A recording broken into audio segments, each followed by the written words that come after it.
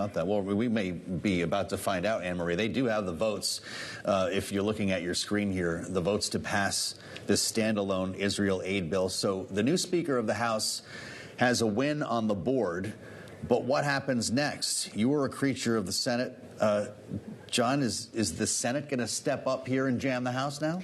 I have a feeling that that's the direction we're headed right now, which is discouraging, if nothing else, for the people who badly need these resources.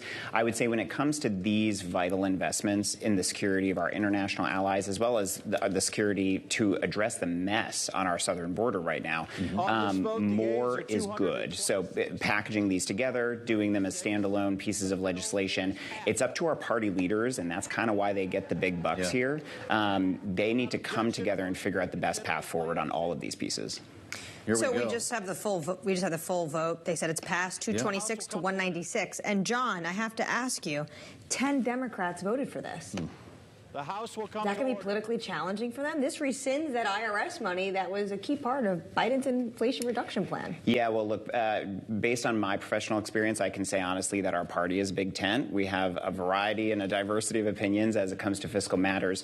I would say, look, this is probably more an expression that aid needs to get to Israel, and that's probably what we'll see a lot of these Democrats saying, no matter what the sort of pay-for or lack of pay-fors are in that legislation.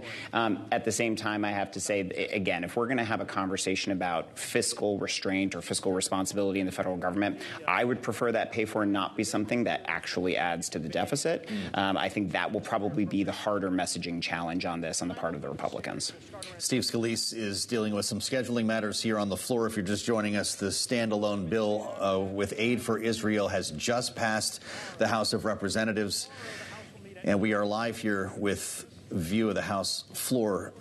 So, Lauren, I guess I'm curious, does this now embolden this new speaker after getting a win, or does it make him more likely to work with Democrats to try to get something turned into law? He's very motivated to get something turned into law. He was telegraphing during his press conference today that he wanted to get on the phone with Schumer and work this out, which is a great step, right? So while I think, again, that he had to deliver politically for his base and make sure that that his base knew and that the Republican caucus knew that he was fighting for them and that he was committed to fiscal responsibility, I think that everyone is very motivated to get this aid to Ukraine, to Israel first and foremost, and I think that is going to take priority over any domestic politics. And what happens with the aid to Ukraine, though?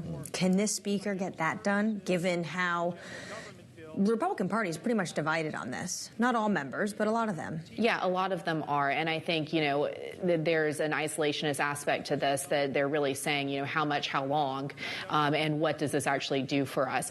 The Ukraine aid is going to be harder. I do think, though, especially in the Senate, there is great will to get that done. We probably will need to have that paired, and I think the White House is right that if they pair that with border security, that makes it easier for people to swallow.